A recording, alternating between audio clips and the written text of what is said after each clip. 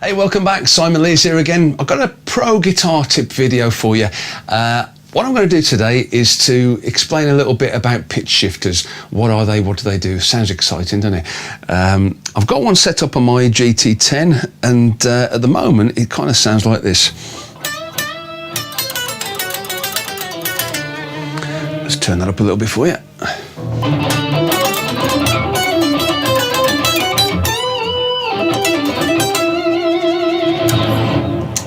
Now, what's happening is, every time I play a note, the pitch shifter is generating a note which is an octave lower. So that's like 12 frets lower, if you like.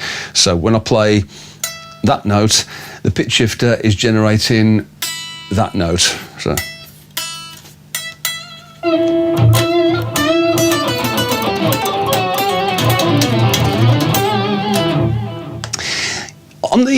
On the machine, you can see what settings are on there. It's this is set to one voice. I mean, some pitch shifters are capable of doing two voices or more, you know. But if we look at the one voice for now, mode is medium. That's basically how fast the pitch shifter tracks what I play to try and avoid. Sometimes if you play too quickly, you can get glitches and it might not detect the note that I'm playing in order to pitch shift it correctly, you know. So, but I've got that set to medium. It's pretty good, to be honest. It's pretty reliable. This is the interesting bit. At the moment, that's set to -12. If I set it to 0,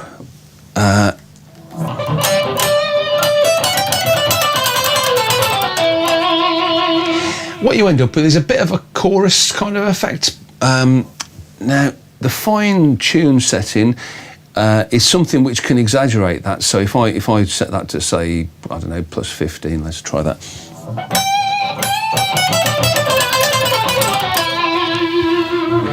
If I max it out, so that's a bit of a harsh, over-the-top chorus sound. If I maybe put it on 30, that might be a little bit nicer. Yeah, not too keen on that, to be honest. I'll leave that set at 0 and just have a look at the other settings. Pre-delay, I'm not going to talk about that. It can create some pretty interesting sounds, to be honest, but not all pitch shifters have got that. So yeah, the feedback has to do with the delay. The main thing is the two level controls you've got. You've got one for the pitch shifter, and you've got a separate one for the direct level. So at the moment, I've got the direct level set to 90 and the pitch shift effect level, if you like, is set to 60. So that's sort of, if I leave the direct level at 100, then that's like the normal volume that you get from the just the guitar, you know. So when you add the pitch shifted signal to that, it obviously gets louder. So I've backed off a little bit on the direct level so that, you know, you've got a sort of mixture.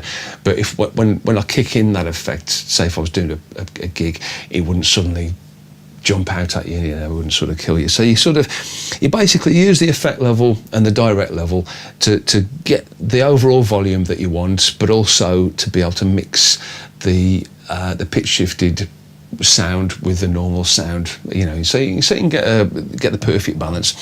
Right, I'm going to go back up to the pitch itself. So I've still got that set to 0. Now if I set that to I'm going to do it to something quite mad. I'll set that to 1. So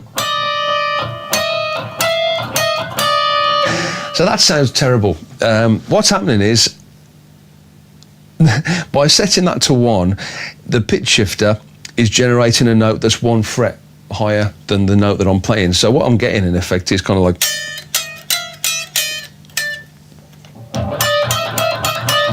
If I set it to 2, it's not much better, to be honest. It's the same as if I was playing... it's the same as if there was 2 of us playing. I'd be playing 15 and my mate would be playing 17, you know, so you'd get this sort of sound. So again, it's not a very, very tuneful sound. If I keep going, say if I try 3, That's a little bit more tuneful.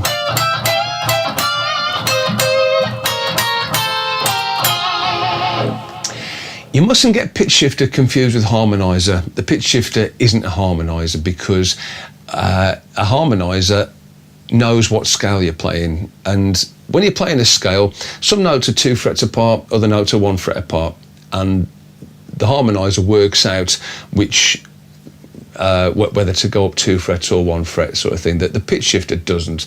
You just tell it how many frets you wanted to play above the note you're playing or below, and that's what it does, and it just sticks to that rigidly. So because of that, you're better off using the pitch shifter on notes that don't tend to change within a scale. The notes I'm thinking of are fourths, fifths, and octaves. Now, a fourth is basically when you're, say if you think of Smoke on the Water,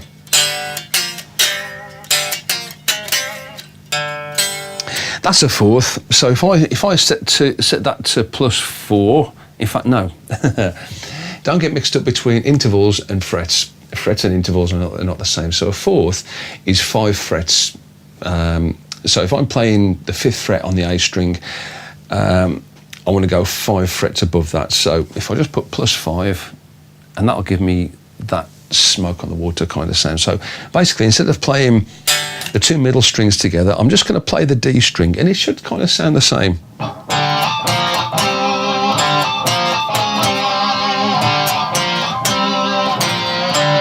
So you see, I'm only playing the 1 string, and I'm kind of getting that effect. The other interval that works well is fifths. Now, a fifth, so the distance between the first note of the scale and the 5th note of the scale is 7 frets.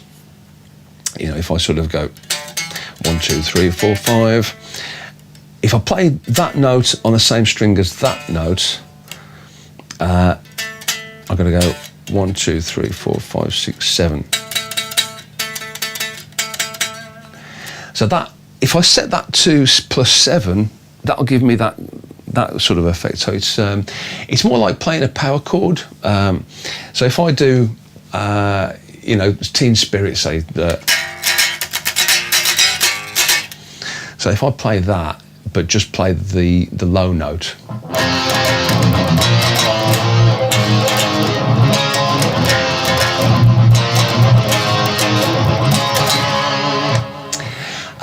So that gives you an idea what the pitch shifter's doing. It's basically just you know, just generating another note to go along with based on the one that you're playing. You know. Now there's a couple of riffs that I like using a pitch shifter on. They're pretty specific, to be honest. It's not something you'd want to use on everything. And the other thing I found with pitch shifters, they work better, or they sound better, if the pitch shifted note is lower than the note that you're playing. Now at the moment I'm kind of going higher, and you can hear the pitch shifted note sounds a little bit tinny. It sounds a little bit kind of Mickey Mouse, you know. Now if I go the other way, and to play a fifth that's lower than the root note, I've actually got to go down 5 frets. So what I'm going to do, I'm going to do the Teen Spirit thing again, but instead of playing the low note of the chord, I'm going to play the higher note of the chord. So, oh, no, I haven't got that quite right.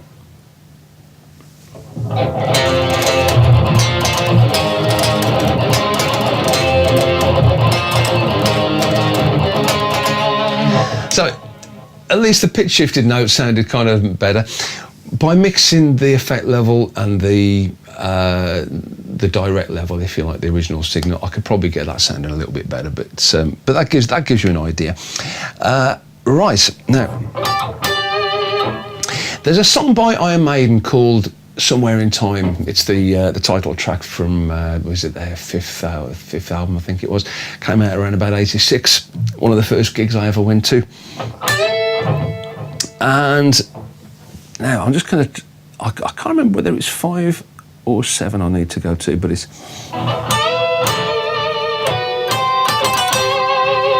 Yeah, I think that's the riff, and that's what it sounds like, you know.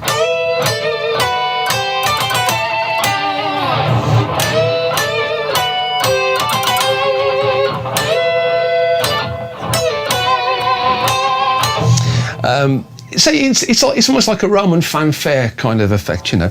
I'll try it -7 just to see what that sounds like, and I'll try it higher.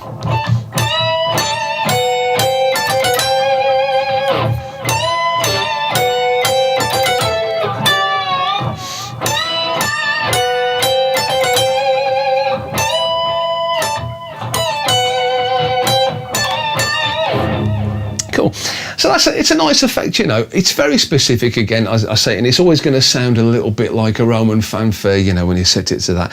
But as a guide, if you want that effect, set the pitch to -5 or -7. One of them should work for whatever it is you want to play. Now the final setting, I'm going to go back to the one that I started on, which was at -12. Now there's a well-known Led Zeppelin song called Black Dog. And there was a guy in the mid-80s who did a cover of it. I think his name was Parker, and he used the pitch shifter on this, and I thought it sounded awesome. You know, so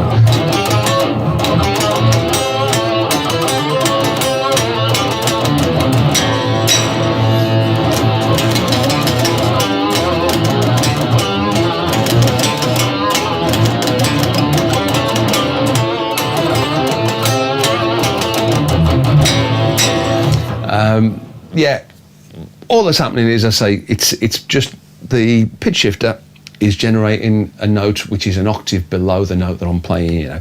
But on a riff like that, which is kind of quite a bassy sounding riff anyway, I mean the bass player plays it as well, but this kind of saves the bass player the job, you know. He can go and have a pint at the bar or something, you know. So because the note that's being generated is kind of the note that the bass player would play, you know. There's a song by Budgie that was a similar sort of thing where the bass player Burke used to play the riff an octave lower than what I was playing, you know. So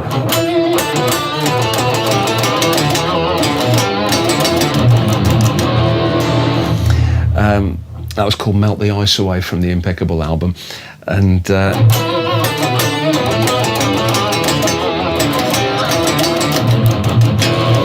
so it's nice, you know. It's nice to be able to do that with just one guitar, you know. So it's a way of almost making it sound like there's two guitars playing.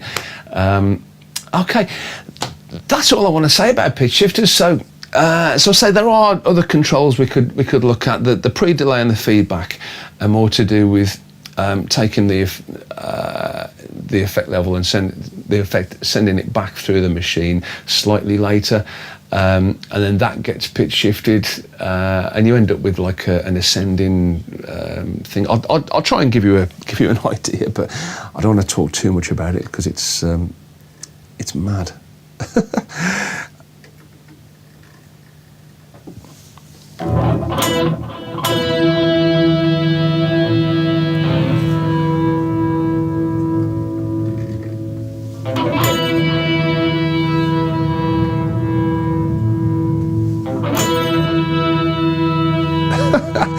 Yeah, you can hear it's.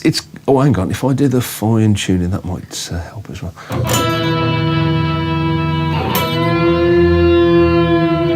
Yeah, it's kind of weird, you know. I think it tends to sort of go. If a pitch is set to a minus figure, it tends to sort of sounds like it's going down. You know, it's not just a static thing. You know, you can hear it go. Oh. If I do it the other way, if I put it to a plus setting, I'll do it on +12.